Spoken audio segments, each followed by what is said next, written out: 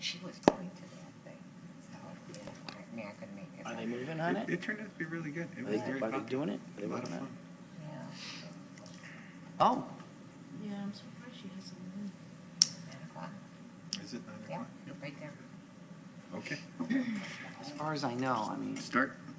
We are waiting on Linda. yeah, she's, Okay. We are expecting her, so Okay, maybe now in 5 Give her 35 seconds. all right. Do I do this, do I gavel in, Yeah. actually? Okay. Yep. Gotta hit the thing, see what you hit it at the beginning and at the end. That's the first item on your script. First time. Yeah. You know, I know it was there, and I don't want to improv. I want to make sure this is don't the wanna right improv. stuff, okay? No improvisation over here today. I have a feeling after a year and a half in that seat, there'll be a lot of improvisation. Yeah.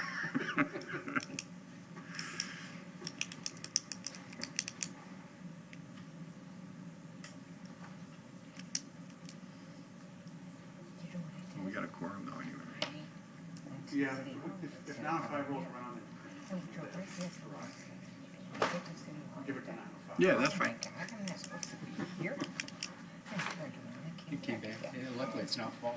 Yeah, because it was so early, I was just trying to get some time, and I think that was in my mind. The construction seems to be moving pretty fast next door. At least the demolition went pretty fast. What are they doing there? That's part of the revitalizing the whole waterfront area, right? They took down the old, Harbor Beach, Harbor View Center demolition. yeah. Yeah, it's all part of Imagine Clearwater. What are they gonna put there? It's like a $55 million project. It's going to be really a world-class park. That's what it's going to be. there she is. Several, She'd a brand new probably be easier that side, but you do it your way. She's thunder. big Morning, Linda. and the demolition of Harbor View is really the first thing. Oh, yeah. Yeah, it is. I do. I put it at your desk. Sometimes. Good morning. Good to see you, Linda.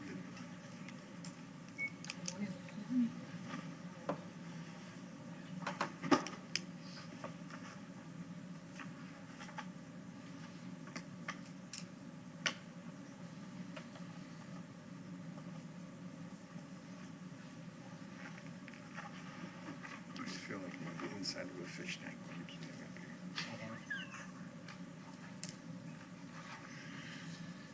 But I've always think just to look over the top of their heads and just do your talk. When you give a presentation, you never have to say anything, you just look over the top of everybody's head. Look, smile on face, and it makes you feel good. Chair, we could start the meeting. Today's meeting of the Neighborhood and Affordable Housing Advisory Board is called to order on May 14th, 2019. Welcome, everyone. Agendas of today's meeting are on the wall at the entrance to chambers. Please remember to turn off your cell phones. To ensure a complete record of the board's actions, we ask that each individual wishing to speak clearly state your name and spell your last name for the clerk. Will board members please introduce yourselves and state the fields you represent? Gabriela Camacho, Affordable Housing. Carmen Santiago, The People. Linda Count, Mortgage Banking. Pete Scalia, Low Income Demographics. Peggy Kirkham, Real Estate. Kevin Chenault, Nonprofit Industry. Thank you. Our first order of business is to review and approve the minutes of the board's April 9th, 2019 meeting. May I have a motion of approval? I so move. A second? A second. Discussion. All in favor? Aye. Aye. Opposed? The minutes are approved. Item 3. Citizens to be heard, items not on the agenda. Is there anyone here to speak to items not on today's agenda? Without anyone here, we will move on to the next item.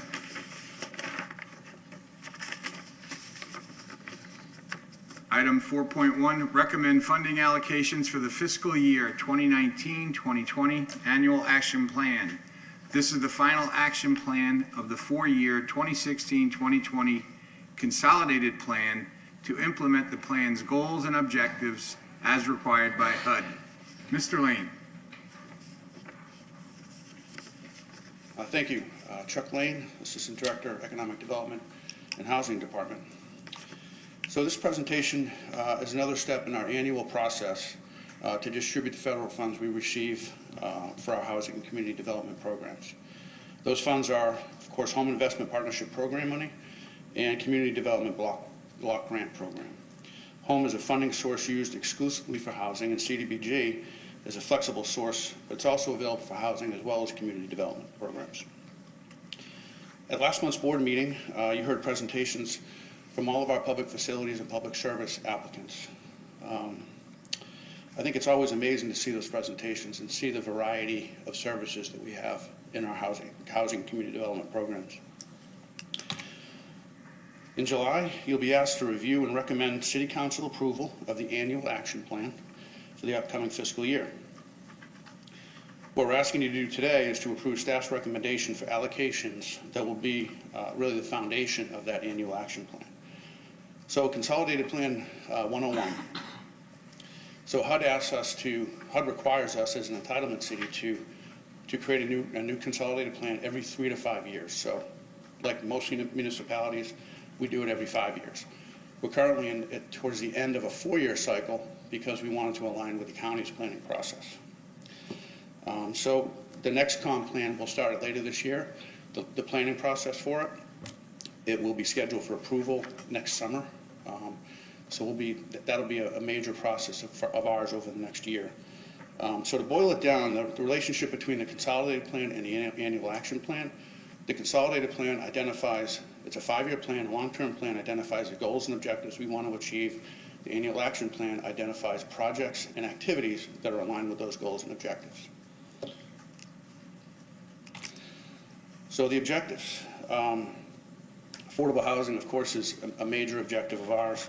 What we try to do with that is we try to create safe, decent, affordable housing. We do this a number of different ways.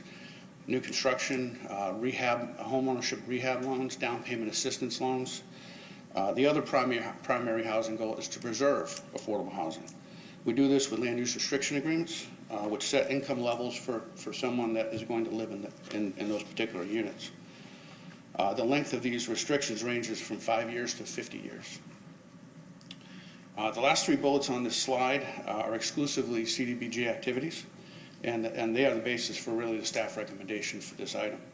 As we begin the process of creating our next consolidated plan, we do plan to get more active with economic development activities.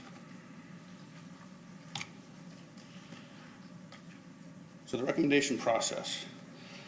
These are the steps we've taken so far to this point. We go through this every year.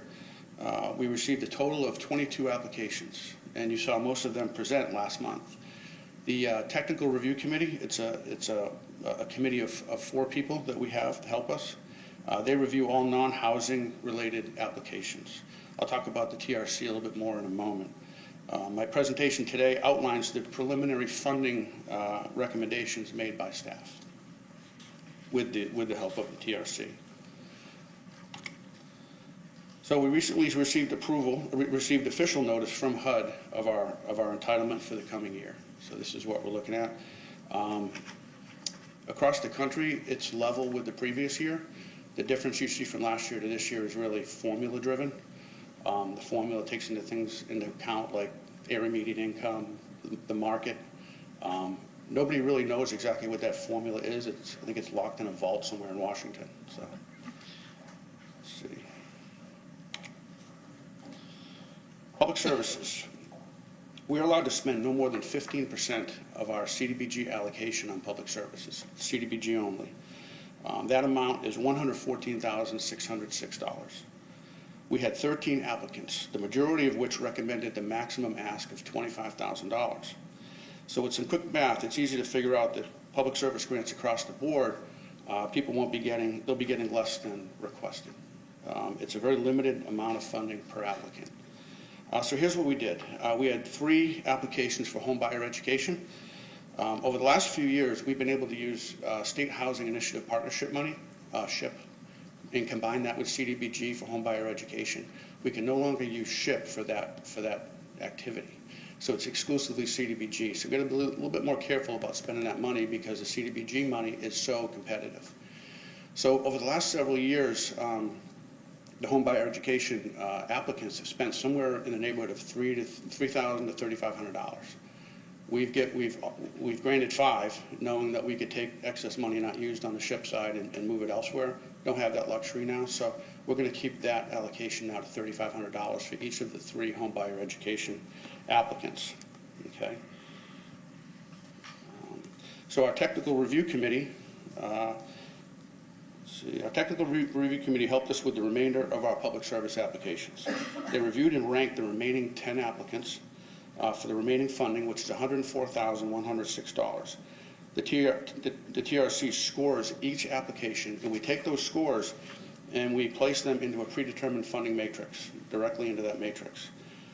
The top tier gets so much, the middle tier gets less, and the bottom tier gets the lowest amount of funding. So here's the result. Top 3, Intercultural Advocacy Institute, Pinellas Opportunity Council, and West Care. The middle tier, Safety Harbor Neighborhood Housing Services, HEP, RCS Grace House, and you can see the bottom tier is Gulf Coast Legal Services, Kimberly Home, Directions for Living, and Miracles Outreach. And again, this is exclusively from the TRC's comments. We met with the TRC at the conclusion of their ranking period. It's important to note that Gulf Coast Legal Services, according to the TRC rankings, they were to be in the middle tier. They failed to present their item at our last board meeting, and that was a required element. We've decided to put them in the bottom tier as a result of that. The other choice was to disqualify them. We chose not to do that. I think a penalty to them for that purpose is a penalty for the people that need that service. It's a very valuable service we have in our community, so that's why we made that decision. But they are in the bottom tier. So when you add in the home buyer education component, this is the total funding package for public services. Again, $114,606. So public facilities, these allocations are not subject to the same level of competition as public services. Public services, we have a very limited amount of money, very restricted. Public facilities, whatever money we have available, we can put towards those applications, those projects. So the rule of thumb that we have with public facilities, if it aligns with our comp plan and meets the goals and objectives in our consolidated plan, and the money's available, we'll fund it to a cap that we have. The cap we have at this time is $99,000. And we do receive public facilities. Let's see, hold on a second. So these are the 4 applications we had in. One is pending, it's Kimberly Home. We probably will see 1 or 2, maybe 3 more applications throughout the year. We do encourage folks to try to apply during the grant period that we're in now, because it helps us with our budgeting process. But again, we do receive applications year-round. And this is our ever so valuable administration money. We use this towards salaries and some other limited expenses. What you see here is the admin for our CDBG and home. We also take a percentage of money towards admin from SHIP, and we also take a percentage of admin from program income from all of those 3 funding sources. So we do have more than this that's available, but that's what's in the plan that we're presenting today. This shows our proposed economic development allocations. Our facade program has been one of our activities for several years now. A recent success was a former gas station turned brew pub on North Fort Harrison Avenue, 1700 North Fort Harrison Avenue. It just opened within the last couple of weeks. Our $35,000 loan to grant was a fraction of the total investment, private investment in that project. So I encourage you to stop by, introduce yourself, and sample their products. Very, very cool project. So our housing pool, we received 4 housing pool applications. Like the facilities applications, we receive them year-round. You can see the 4 that came in on the screen. We're working on some other potential projects as well. Again, we accept these throughout the year, and we do expect to have more. Home requires us to work with community housing development organizations. It's really the one way that HUD tries to facilitate us working with local nonprofit developers, and that's what this is. HUD requires that we set aside 15% of our home allocation annually. And for this year, it's $57,597. In the past, HUD has required that this money is encumbered within 2 years of the end of the fiscal year. They've suspended that requirement for now, which really doesn't apply to us because we're up to date with our CHOTA expenditure. But that said, if we had a CHOTA project come in the door and it met our goals and objectives and it qualified, we would certainly consider funding it. So the next steps, these are the remaining steps for us to complete, gain approval, and begin implementation of our FY 2020 annual action plan. The next critical date for this board is July 9th. We will ask that you recommend City Council approval for the annual action plan on that day. Whether or not we have a June board meeting, we'll discuss a little bit later in the director report. We may not. We'll leave that to the board. If we do cancel that meeting, we'll get a note out to you in the next couple of weeks. And that concludes my presentation. I'd be happy to answer any questions. Are there any questions or comments from the board? I have a question. One of them, it was the HEP, H-E-P. It looked like they got more than their request. Did I? Oh, yeah, I think I know what you're talking about. 3,000 added. Yes. Where is it? For the 3,000 for inspections. I think she's talking to public facilities. I Was just it saw on it slide? quick when you Public flashed. facilities. No. Or There. Right there. it's 3,000 Yeah. is added for city required inspections. Yeah, we have some additional expenses that don't go directly to the grant, and it's Okay. mostly inspection services with construction that we pay that as a project cost. Okay. That's the only one that got more, so it just caught my eye. Okay, Actually, No, ma'am, actually, all- no. all They of all them. did. Oh, it did? Yeah, they all did. Okay. yeah, that's typical what we do. Okay. Any questions? Well, thank you very much. Thank you for your service to the board as well. I appreciate it. And we are working on another board member, so we'll get full staffing in.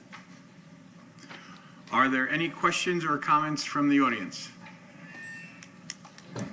May I have a motion to approve?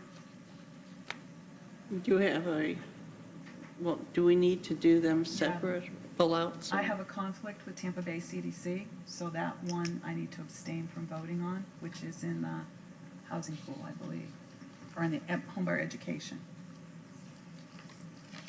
So you make a motion to approve all, or recommend approval of all but that one. I so Which one move. it is? Tampa Bay CDC. So can I have a motion to approve We have all one. but that? I'll move. Okay, I'll second it. okay. All in favor? Aye. Aye. Opposed? And then we need a motion. That motion carries. Now I need another motion, right? May I have a motion to approve this second one, right? Tampa Bay CDC. Tampa Bay CDC, right? May I have a motion to approve that? I'll make, so move. Second? And a vote? Anybody opposed? And I You're not? abstain. And you abstain. Right. Approved. That motion carries with one abstention, right? Okay. Item 4.2, the chair resigned. According to the board's rules and regulations, the serving vice chair shall be nominated as chair. May I have a motion? I nominate that you be moved to chair. And a second? All in favor? Aye. Aye. Thank you for nominating me chair. I'd now like to take nominations for vice chair. And may I have a motion for vice chair?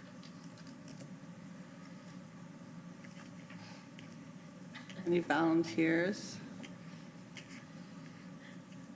Okay. I volunteer. No pressure. Can I have a second? I'll second it. And who And- did you, I'm sorry? who did you nominate? We nominated Gabby. Okay, who nominated her? First Aye. off, Sorry? All in favor of Gabby as vice chair? Hold on. Wait, No? who nominated her? I think Kevin did, didn't he? Kevin Okay. nominated I'll her. nominate her. Okay, And thank a you. second? I seconded. Linda seconded. Thank you. Okay. All in favor? Aye. Congratulations, Gabby, you're the vice chair. I was more right not coming to a meeting. At least she was here. Item 5, old business. Does the board have any old or new business to discuss? Are there any comments from the audience? Okay, item 6, the director's report. Mr. Lane, do you have anything to report? Well, I just wanted to discuss with the board, we may not have a June meeting. One thing that we are working on that I could present at the June meeting is every 3 years, the state requires us to look at our land holdings, city land holdings, and identify lands that are available for affordable housing. And we have to produce that list in the form of a resolution. So I intend to bring that list to city council on June 20th for approval. Now, if the board chooses, I can present that list to you and get your all's feedback prior to that. If the board chooses, I can present it at the July meeting and inform you as to what city council approves. So it's really a matter of, do you want to look at it first and have some discussion about it? Would probably be the only item on that meeting. So if the board chooses, we'll certainly schedule.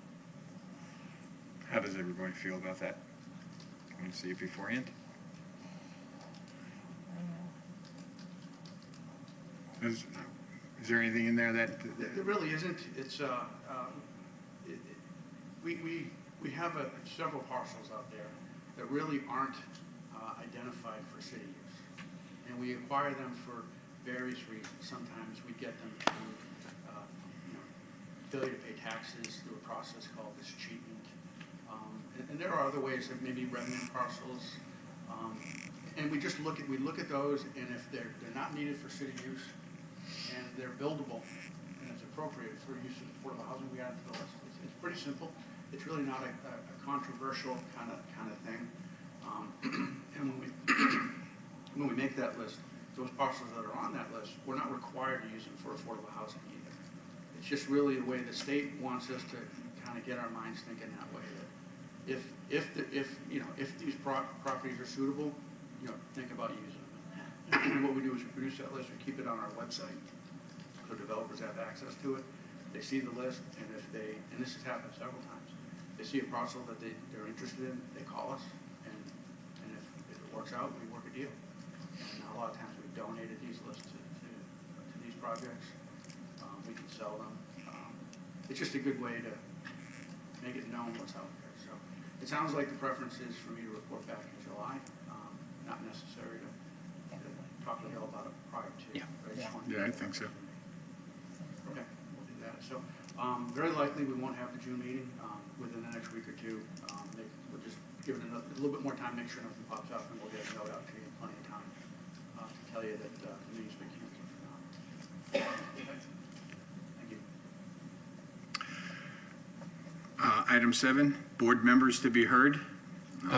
I just have a question for staff.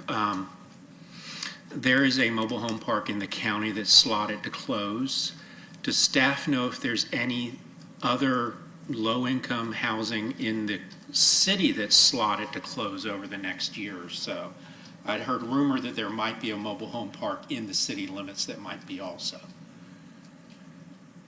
Yeah, you're talking about Southern Comfort. Southern Comfort is the one that I was talking about that is closing in September, yes. So with Southern Comfort, just so you know, what we've done, we've been contacted, and we've sent out information on affordable housing that's available throughout the county. We're not really staffed to get in there and help one-on-one with these folks, but we're playing the role that we can play, and we're staying up to speed. As for other mobile home parks, depending on how these mobile home parks are operated, some of them are very vulnerable to acquisition, to redevelopment, when the market's good, and it is. So I have heard rumors that there is another or two mobile home parks that may fall into that category. Okay. You know, we have some on our planning and development side, there are some protections in place that you know, that help to try to in some way make that more difficult, but it can happen. You know, developers have rights. It's the way it is, and you know, when they do get redeveloped, we certainly try to wiggle our way in there and try to get the developer to produce some affordable units. We do what we can. We stay plugged in, and we stay in contact with these folks when these kinds of things are happening. But there's nothing definite at this point in the city limits? No, and Southern Comfort actually is not within Right. city limits. It's not. It's unincorporated enclave, but nothing definite within city limits Okay. that I'm aware of. It's you hear stuff. Thank you. Thank you. Chuck, is the affordable rental opportunities enough to supply the demand of these mobile homes? No, of course not. I mean, even without the mobile homes being redeveloped, the demand far exceeds the supply. You see these tax credit projects go up, and there's immediately a waiting list. It's just the world we're in right now, and we'll get some good indicators when they lease up Addison Point, which is a tax credit project that's under construction in the downtown, and Woodlawn Trail, another under construction. They'll lease up this summer. So when that happens, and you know, we'll get a first-hand look at how quickly a waiting list develops, and that's a real indicator. Thank you. Any other comments from the board? Member Camacho? Member Santiago? Member Kemp? No. None? Have none. Okay. Our next, I guess it's time to adjourn. Our next NAHAB meeting is scheduled for June 11th at 9 a.m. here in council chambers at the main library. And we are so adjourned.